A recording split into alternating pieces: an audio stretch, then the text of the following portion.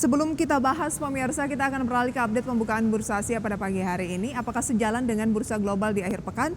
Kita lihat ternyata agak anomali ya, karena bursa global cenderung melemah. Nikkei Jepang justru naik 2,13%, Straits Times turun 0,16%, Kospi Korea Selatan naik 0,39%, Hang Seng Hong Kong turun 0,18%. Cenderung mix dari pembukaan di kawasan regional Asia.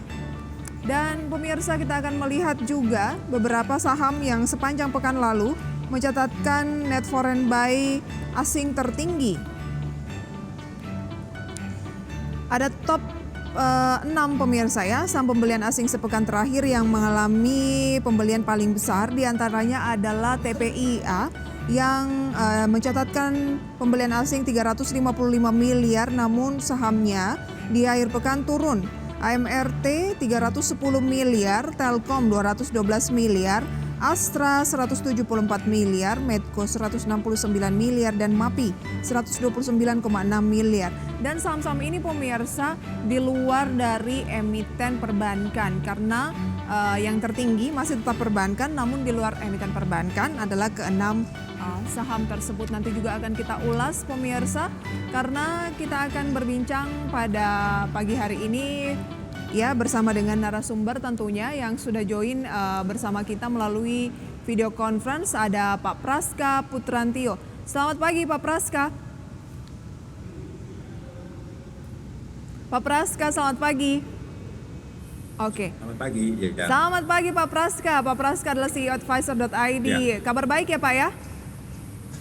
Ya, kabar baik. Ya. Oke, thank you sudah join. Pak Praska, bagaimana Anda melihat peluang dari indeks harga saham gabungan di awal pekan ini setelah di akhir pekan kemarin turun 1,42%? Ya, baik, terima kasih. Jadi, Mbak Pisa, kalau saya lihat terkait dengan tren IHSG ya dalam kita mungkin view seminggu terakhir, memang kalau pola chart mingguan ya, IHSG ini sudah di area di kondisi jenuh beli ya, jadi overbought sekali, dan ini terbawa oleh saham-saham big caps yang contoh dari sektor perbankan ya, seperti BBCA, Bank Mandiri ya kan, yang mendorong IHSG mencapai level tertinggi, baru sempat menyentuh di level 7.400 seperti itu. Dan kondisi saat ini tentu saja membuat pasar saham semakin lebih volatile lagi, dan kemarin terjadi koreksi minus 1,4% yang saya duga itu diperkirakan karena aksi profit taking pasca semua rilis data emiten dari laporan keuangan, data rilis publikasi rencana pembagian dividen final ya kan, itu sudah dilakukan oleh emiten-emiten yang berkapitalisasi besar, sehingga investor cenderung melakukan profit taking pada saham-saham tersebut seperti itu. Oke, bagaimana dengan sentimen eksternal mengenai naiknya kekhawatiran The Fed akan menunda penurunan suku bunga, mengingat data inflasi yang baru saja rilis dari Amerika Serikat kan ternyata masih lebih tinggi dari ekspektasi. Apakah itu juga mempengaruhi aksi profit taking dijadikan momentum mengambil untung di bursa saham domestik kita dan juga bursa global, atau seperti apa?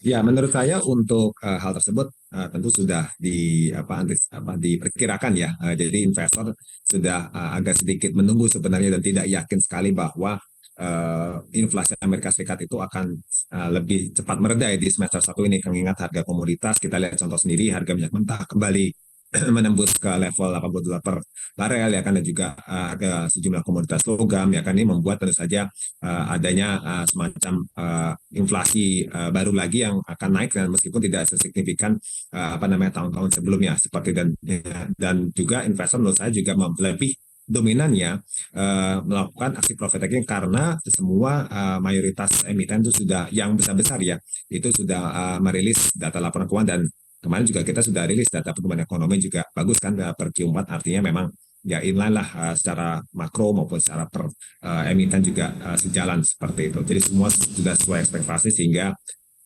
sudah present, sehingga investor melakukan profit taking, dan itu menjadi koreksi yang wajar menurut saya.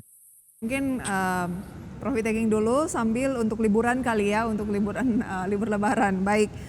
Tapi peluangnya indeks harga saham gabungan ini jangka pendek setelah turun 1,42% di Jumat lalu, apakah masih akan melanjutkan pelemahan? Menurut saya untuk sepanjang hari ini IHSG masih berpeluang melanjutkan pelemahan ya, dengan kisaran agak terbatas, tapi ya di kisaran di 7.000 238 sampai resistensinya menurut kami di 7.378. Diperkirakan hari ini melemah tapi relatif terbatas karena diperkirakan sesi satu nanti ISG berpeluang mungkin saja ada technical rebound. Namun secara di sesi 2 diperkirakan pelemahan bisa kembali terjadi karena tadi tekanan jual masih berpeluang berlanjut ya, terutama pada saham-saham yang berkapitalisasi besar seperti itu.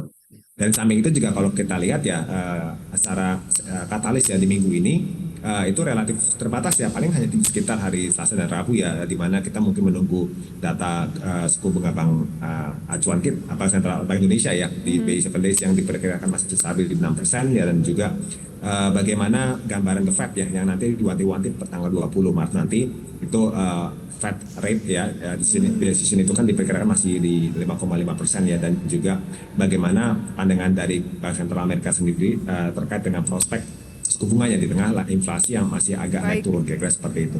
Oke, agak cenderung minim katalis untuk pekan ini selain dari Bank Indonesia dan juga The Fed atau Bank Sentral Amerika Serikat, tapi itu pun diperkirakan masih akan kebijakannya masih akan sama, menahan suku bunga begitu ya?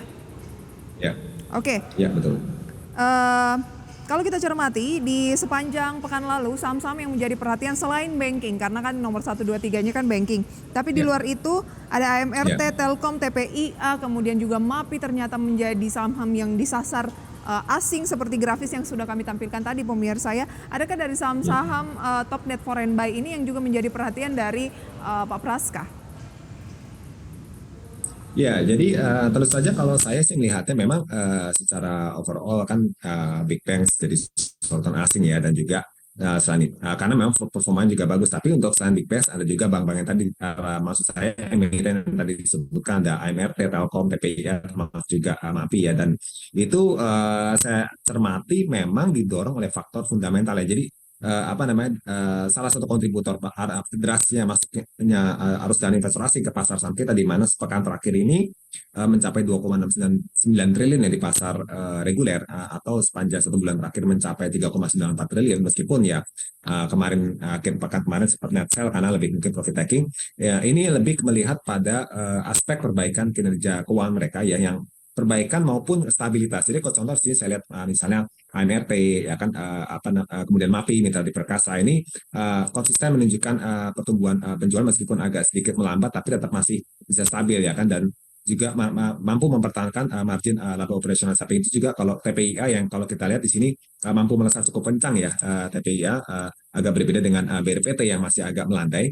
Nah, TPIA meskipun dalam 2 hari terakhir koreksi, tapi saya rasa karena profit taking setelah sekitar 4-5 hari terakhir melaju dari level 4.600 mencapai ke 6.250 seperti, jadi cukup kencang sekali. Dan ini kalau saya lihat dari tren kinerja fundamentalnya, TPIA sendiri juga menunjukkan adanya perbaikan dari sisi melakukan semacam efisiensi di sisi kinerja operasional, meskipun pertumbuhan penjualan relatif melambat ya dibanding periode sama tahun lalu. Contohnya kita bicara sepanjang 2023 relatif menurun, tapi TPIA mampu mencetak pertumbuhan laba operasional maupun laba bersih ya, sekaligus memperkecil katakan posisi minus ya, rugi bersih yang ada di TPA atau di perseroan seperti itu. Oke, berarti dari ke-6 saham-saham yang menjadi sasaran pembelian asing di sepanjang pekan lalu di luar perbankan ini memang ada story mengenai fundamentalnya yang mendukung begitu ya Pak Praska? Ya. Oke, ada TPI, AMRT, Telkom, ASI, Medco, dan juga MAPI. Adakah menurut Pak Praska dari ke-6 saham ini mungkin atau di luar saham tersebut yang juga menjadi sasaran beli investor asing di pekan lalu yang range pergerakannya masih menarik untuk dicermati dan masih ada peluang untuk akumulasi? Ya baik, jadi kalau kita lihat yang masih menarik menurut saya diantaranya adalah AMRT ya, dan juga Medco seperti itu. Kalau AMRT kan kita bicara secara fundamentalnya juga bagus ya, sebagai contoh sini gambarannya kalau kita lihat pertumbuhan kinerja emiten jadi selalu double digit ya, bahkan di sini juga pertumbuhan laba operasional dan laba bersihnya juga rata-rata masih di atas 20% seperti itu. Artinya ya si AMRT ini cukup solid lah secara performa fundamental, dan harga sahamnya pun juga sudah mengalami peningkatan, tapi mungkin investor bisa buy on weakness ya, dengan gambaran sebagai level supportnya diperkirakan dari di level 2.800 untuk AMRT, dan bisa juga mencermati dividen yang diberikan dengan target mungkin secara technical view AMRT berada di level 2.950 seperti itu. Sementara Berikutnya mungkin adalah Medco ya. Di sini memang lebih ditopang oleh katalis penguatan harga komoditas minyak mentah yang naik ya. Kalau saya lihat di sini minyak mentah juga melesat dalam month to date aja 3,5% ya, atau dalam year to date itu mencapai 13%. Di sini juga menjadi sentimen positif juga buat saham Medco dengan target resisten ya untuk posisi target jualnya di 1.600 seperti itu. Oke, 1.600-an ya. Current price 1.425 menarik untuk di buy atau buy on weakness sama seperti Ya, AMRT? baik.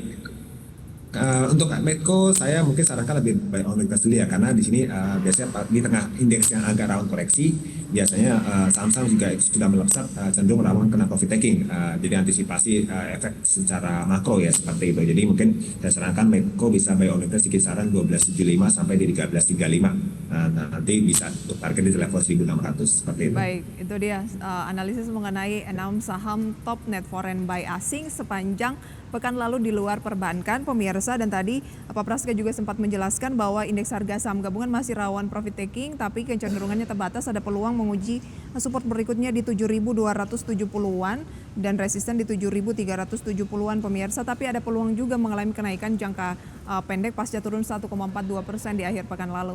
Oke, lantas apa saja yang menjadi rekomendasi saham pilihannya pemirsa? Usai jeda dan juga Pak Praska, kita jeda terlebih dahulu. Kami kembali, tetaplah di segmen Market Buzz.